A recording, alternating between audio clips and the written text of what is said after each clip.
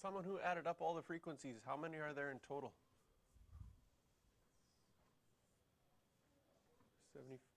75? Is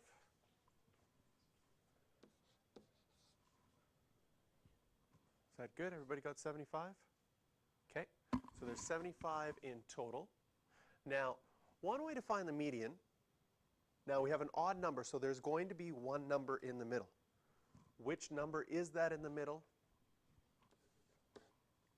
If you always add 1 to the number that you have and divide it by 2, so 76 divided by 2, will tell you what that number is right in the middle, 38.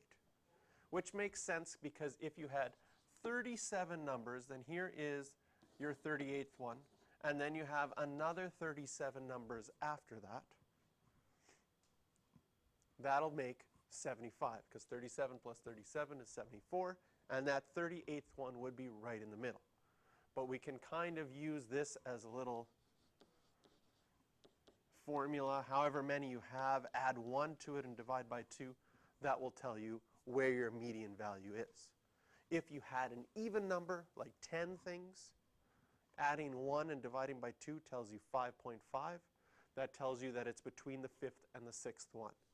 So that's how you're going to find out which is the median and how you'd have to do the average in that case. So if it's the 38th one, when do we hit 38? Well, we're at 1430. 38th one will happen with the 4. So our median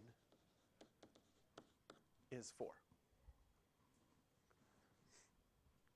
For figuring out our mean,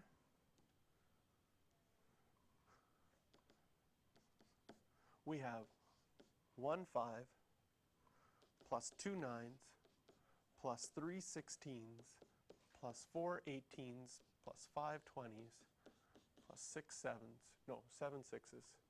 Oh, I said all those wrong, didn't I? 25s, 18 4s, 16 3s, 9 2s, 5 1s, and that's going to all be divided by 75. To 3 sig figs, what did you get?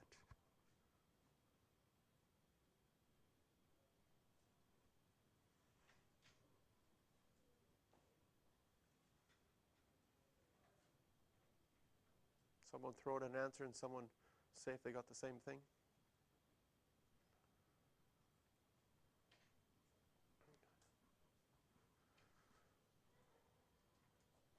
3.8. 1 sig fig.